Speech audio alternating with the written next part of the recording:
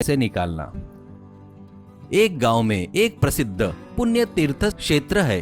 उसके नजीक में ही एक पवित्र नदी प्रवाहित होती है। उस नदी के ऊपर एक ब्रिज भी होता है। उस गांव में आना हो तो उन गाड़ियों को उन ब्रिज के ऊपर से ही आना पड़ता है।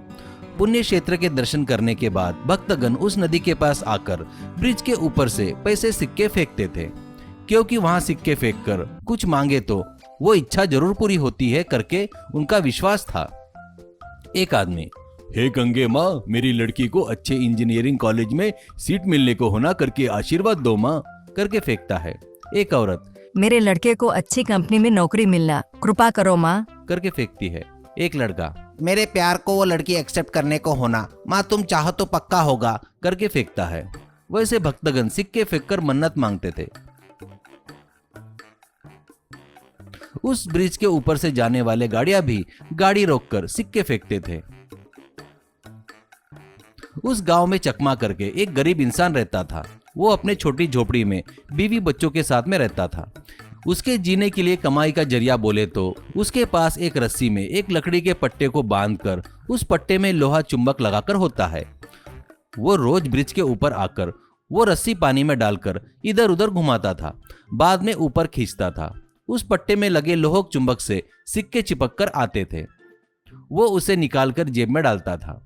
ऐसे वो शाम तक मेहनत करके सिक्का जमा करता था।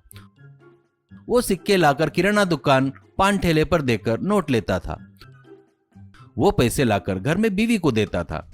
वो वैसे थोड़ी सी कमाई करके उसका परिवार चला रहा था। एक दिन उसके बच्ची की तबीयत खराब होने से दवाखाने में ले जाता है। वहां डॉक्टर उसे चेक करके कहता है, बच्ची को बहुत ही इन्फेक्शन हो गया है, इसको बहुत महंगी वाली इंजेक्शन देना होगा। ये यहाँ सरकारी दवाखाने में नहीं मिलता, दूसरे हॉस्पिटल में ले जाओ, ऐसा कहता है। चकमा पूछता है कि प्राइवेट दवाखाने का कितना खर्चा होगा? डॉक्टर, एक एक इंजेक्शन 50,000 तक रह सकता है। कितने इंजेक्शन देना है वहाँ के डॉक्टर बताएंगे। तुरंत ले जाकर वहाँ एडमिट कीजिए, नहीं तो बहुत खतरा हो सकता है। डर के मारे चकमा के हाथ पैर सुन्न हो जाते हैं। वो, डॉक्टर जी, उतने पैसे तो मेरे पास नहीं है, आप ही कुछ कीजिए, ऐसा कहता है। डॉक्टर, बच्ची को बुखार आए तब ये गोलियां दे दो, उससे ज्यादा मैं कुछ नहीं कर सकता, ऐसा कहता है। वैसे बच्ची को घर में ले जाकर गोलियां खिलाते हैं। बच्ची के इलाज के लिए उतना पैसा कहां से लाऊं करके चकमा सोच में पड़ जाता है। बाद में ब्रिज के पास आकर एक सिक्का पानी में डालकर, माँ मेरी बच्ची की जान बचाओ, उसकी जान बचाना है तो मुझे बहुत पैसा चाहिए, उतना पैसा मेरे पास नहीं है माँ, करके हाथ जोड़ता है। थोड़ी देर बाद वहां एक हेलीकॉप्टर आकर रुकता है। उसमें से एक बॉस और उसके कुछ आदमी उतरते हैं।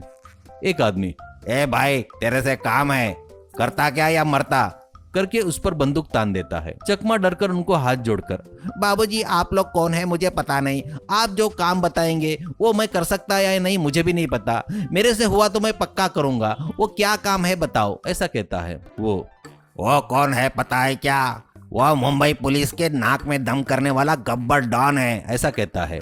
गब्बर, बेटा तू डर मत, मैं तुझे कुछ नहीं करूंगा। मुझे मेरी माँ ने बचपन में एक सिक्का दिया था, उस पर मैंने अपने माँ का नाम लिखकर छुपा कर रखा था। माँ मरकर बहुत दिन हो गए, जब भी माँ की याद आती है तो सिक्का निकालकर देखते रहता हूँ। आज हेलीकॉप्टर से जाते हुए देख रहा था तो वो हाथ से छूटकर पानी में गिर गया, उसे निकाल कर दे सकता है क्या, ऐसा कहता है। चकमा, अरे माँ ने दिया सो सिक्का गिर गया क्या? वो तुमको मिलना बोले तो इस गंगा माँ को हाथ जोड़कर इसमें एक सिक्का डालो सर, ऐसा कहता है। वो जेब सब देखकर, मेरे पास सिक्का तो नहीं है, ऐसा कहता है। चकमा, कोई बात नहीं मेरे पास है, करके देता है। गब्बर, हे गंगे माँ, मेरी माँ ने दिया हुआ सिक्का मुझे वापस दे दो माँ, कहकर सिक्का पानी में डालता है। अब चकमा रस्सी डालकर पानी में घुमाकर बाहर निकालता है।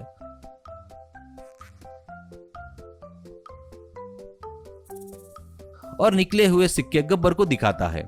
तो गब्बर, याहू, यही तो है मेरी माँ ने दिया हुआ सिक्का, करके लेकर जेब में रख लेता है और चकमा को उठाकर खुशी से घूमता है।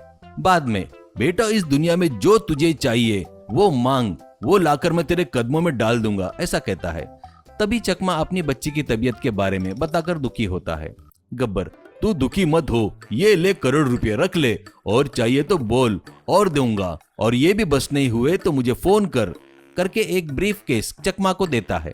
चकमा हाथ जोड़ता है तो हेलीकॉप्टर उड़ जाता है।